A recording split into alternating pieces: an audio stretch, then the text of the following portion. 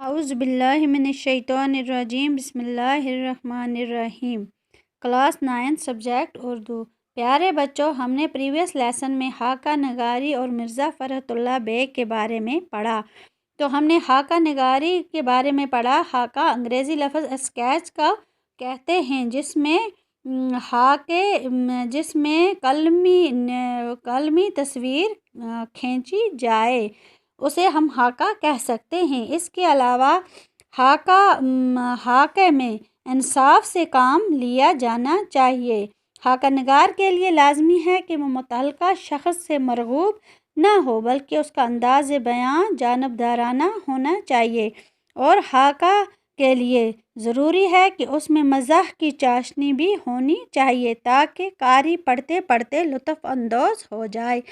تو آج بچوں ہم پڑھنے جا رہے ہیں سبق نذیر احمد کی کہانی، کچھ میری اور کچھ ان کی زبانی کا خلاصہ۔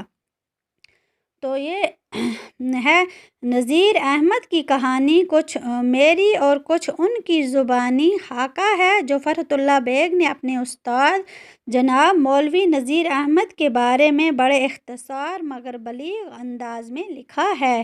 اس خاکے میں مصنف نے اپنے زور قلم کا بہترین انداز میں استعمال کیا ہے۔ انہوں نے گویا دریا کو کوزے میں بند کر دیا۔ فرحت اللہ بیگ نے مولوی صاحب کو بہت قریب سے دیکھا تھا، وہ ان کی شخصیت اور نفسیات سے اچھی طرح واقف تھے۔ انہوں نے مولوی نذیر احمد کے ڈیل ڈول، حلیہ، حرکات و سکنات اور عادات کا نقشہ اتنی ہنرمندی کے ساتھ کھینچا ہے کہ مولوی صاحب اپنی خوبیوں اور خامیوں کے ساتھ ہماری نظروں کے سامنے آ کھڑے ہوتے ہیں۔ اس خاکے میں کچھ باتیں مولوی صاحب کی زبان سے کہلوائی گئی ہیں اور کچھ خاکہ نگار کی زبان سے۔ اس طرز تحریر نے یہ خاکہ نہایت دلچسپ بنا دیا ہے۔ مولوی صاحب کا قد اونچا، پیٹ باہر نکلا ہوا مگر بھاری بدن کی وجہ سے قد ٹھگنا معلوم ہونے لگا تھا۔ آنکھیں اندر دھسی ہوئی تھیں، اونچی آواز میں بولتے تھے، ناک قدرے چھوٹی اور نتنے بھاری تھے۔ بچپن میں غریبی کے دن دیکھے تھے اور مولوی صاحب سے عربی اور قرآن مجید پڑھا۔ صبح سویرے گھر گھر جا کر روٹیاں سمیٹنا مولوی صاحب کا کام تھا۔